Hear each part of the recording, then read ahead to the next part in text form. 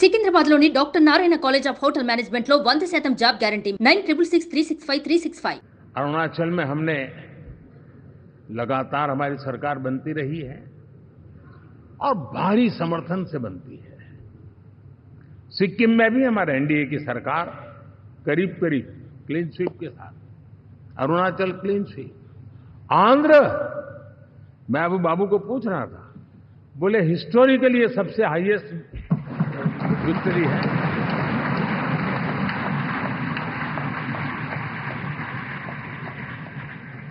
और ये जो यहां दिखता है ना पवन, ये पवन नहीं, आंधी है।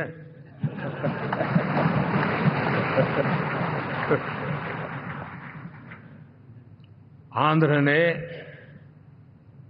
इतना बड़ा हमारे प्रति जनमत दिया है। हिंदुस्तान के लिए एक सामान्य मानवी की विकास की जो जिजीविषा है उसका प्रतिबिंब है।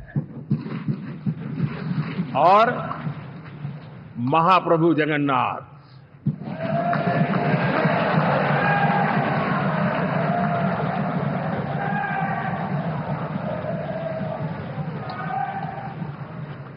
और मैंने अनुभव किया हमेशा, मैं हमेशा मानता हूं ईश्वर के अनेक रूप होते हैं, लेकिन जब मैं भगवान महाप्रभु जगन्नाथ जी को याद करता हूं तो मैं हमेशा मानता हूं ये गरीबों के देवता है।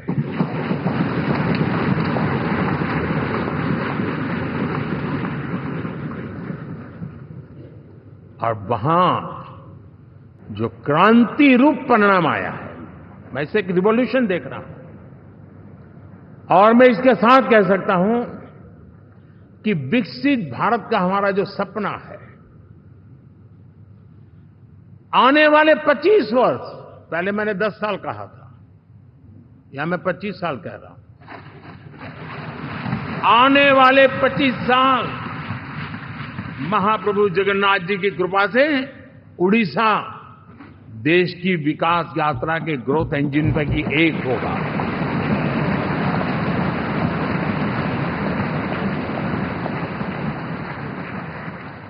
साथियों,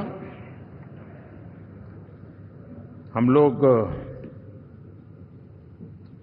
जब 4 जून के नतीजे चल रहे थे, मैं तो अपने काम में कुछ व्यस्त था, बाद में फोन फिर आना शुरू हो गए, तो मैंने किसी को पूछा, यार ये तो ठीक है आंकड़े वांकड़े, तो मुझे ये बताओ कि ईवीएम जिंदा है कि मर गया?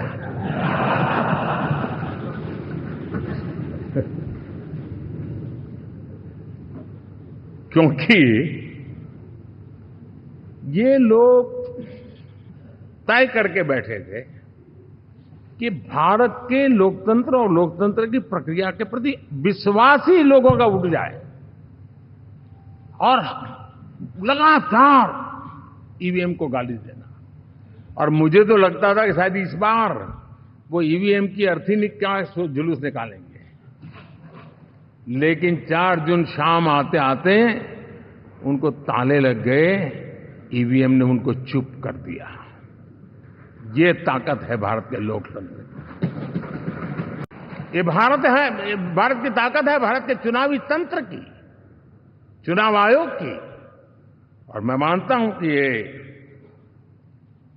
आशा करता हूं कि 5 साल तो अब ईवीएम शायद मुझे नहीं सुनाई देगा, लेकिन जब 29 में हम जाएंगे तो फिर से शायद ईवीएम को लेकर के नाचने की शुरुआत करेंगे, लेकिन इनके सुधरने की संभावना बहुत कम है।